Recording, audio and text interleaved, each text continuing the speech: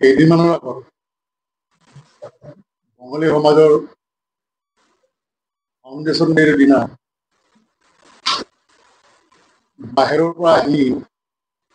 দীপক দে বুলি কোৱা এজন মানুহ যুৱক আহি পেলাই ইয়াত আহি পেলাই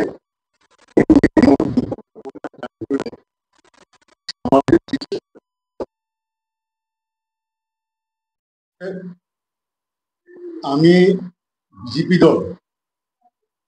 আমি কেতিয়াও কোৱা নাই কাৰ্বি আংলংটো কেৱল কাৰ্বিসকলৰ কাৰণে ইয়াত কাৰ্বিৰ লগত অন্যান্য ট্ৰাইবসকল আছে বড়ো কুকি গাৰো তিৱা কুকি মাৰ ইত্যাদি বহুত ট্ৰাইবছ আছে আৰু লগতে নন ট্ৰাইবেল সকলো আছে আমি ইমান বছৰে আমি শান্তিপূৰ্ণভাৱে ইয়াত আছো সেইদিনা দীপক দে যিটো মন্তব্য কৰিলে মাটিৰ ক্ষেত্ৰত আপোনালোকক মই জনাব বিচাৰিছো ইয়াত 6 শিডিউল এৰিয়া কিন্তু জেনেৰেল ডিষ্ট্ৰিক্ট নহয় গতিকে মাটি বুলি ক'লে লেণ্ড অথৰিটি মাটিৰ যিটো অথৰিটি মালিক সেইটো হৈছে কাৰ্বি আংলং অট'নমাছ কাউন্সিল আৰু 6 শিডিউল অন্যান্য এৰিয়াবিলাকতো ঠিক তেনেকুৱা এনচিলছ হওক বা অন্যান্য ডিষ্ট্ৰিক্ট 6 শিডিউল ডিষ্ট্ৰিক্টবিলাকত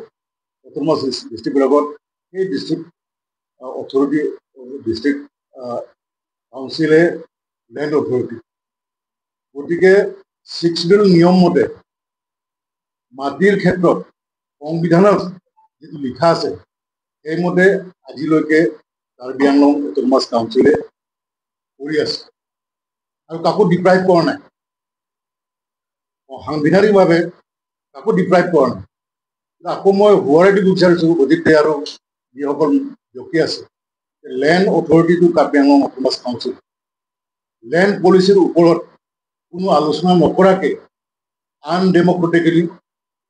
কিবা মন্তব্য দিয়াটো আনকনষ্টিটিউচনেল কিছুমান মন্তব্য দিয়াটো আমি সহ্য নকৰোঁ আৰু তেখেতে যিটো মিটিঙত কৈছে আমাৰ CM সৰ্বকালৰ শ্ৰেষ্ঠ CM সৰ্বকালৰ দক্ষ CM ডাক্তৰ তুলিৰাম নৰহাৱক তেখেতসকলে কৈছে এনি টাইম যিকোনো সময়ত তেখেতসকলে ইচ্ছা কৰিলে নমাই দিব পাৰে হোৱাট ইজ দিছ মই আপোনালোকৰ জৰিয়তে এই কথাটোৱে মই ক'ব বিচাৰিছোঁ এই বক্তব্যটো জ্ঞানহীন দায়িত্বহীন ইৰেছপনচিবল এটা মন্তব্য যি মন্তব্য নেকি কাৰ্বি আংলং ৰাইজে একচেপ্ট নকৰে আৰু সহ্য নকৰে আজি এই কাউন্সিলটো ডক্টৰ তুলিৰাম ৰঙাং আজি CM হ'ল আজি বিকজ অফ কাৰ্বি আংলং ৰাইজে ইলেক্ট কৰিছে 26টা সমষ্টিৰ MEC সকলে তেখেতক ইলেক্ট কৰিছে CM আজি 11 বছৰ ধৰি তেখেত CM আৰু তেখেতৰ সময়তে কাৰ্বি আংলং দুপে খুব বহুত ফাষ্ট গতিত আমি ডেভেলপমেণ্ট আমি দেখিছোঁ উন্নতিকৰণ হৈছে তেনে এজন মানুহক তেনে এজন নেতাক থুলুঙা মন্তব্য কৰাটো আমি দলৰ তৰফৰ পৰা আমি ভেহেমেণ্টলি কণ্ডেম কৰিছোঁ আৰু ৱাৰ্ণিং দিছোঁ যাতে ইন ফিউচাৰ তেনেধৰণৰ মন্তব্য দিয়াৰ পৰা বিৰত থাকে আদাৰৱাইজ উইল টেক একশ্যন আৰু যিসকল ইয়াত আছে যিসকল তেখেতৰ বাহিৰৰ মানুহ যিসকল মানে অৰ্গেনাইজাৰ্ছসকলে ইয়াত মাতিছে they should come forward opening ওলাই আহক কণ্ডেম হিজ ষ্টেটমেণ্ট যাতে কাৰ্বি আংলং ৰাইজৰ মানে চকুত তেখেতসকলৰ অৰ্গেনাইজেশ্যনৰ মানে হেৰিটো ক্লিয়াৰ হয় কোনো ডাউট নাথাকে যাতে মিছ আণ্ডাৰষ্টেণ্ডিং নহয় এই সৰু সুৰা কথা নহয় তেখেতে যিটো বক্তব্য দিছে সৰু সুৰা কথা নহয় এজন মূৰ্খই তেনেধৰণৰ মানে বক্তব্য দিব আৰু এজন কমিউনিয়েল হ'ব লাগিব ইজ এ কমিউনেল পাৰ্চন আৰু মূৰ্খ সেইকাৰণে তেনেধৰণৰ ষ্টেটমেণ্ট তেখেতে দিছে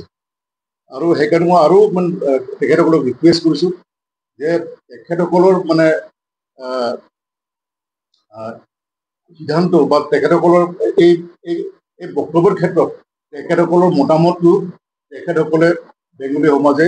অতি সোনকালে ক্লিয়াৰ কৰাটো আমি বিচাৰিছোঁ। আমি কাৰ্বি আংলঙৰ মিছআণ্ডাৰষ্টেণ্ডিং আমাৰ মাজত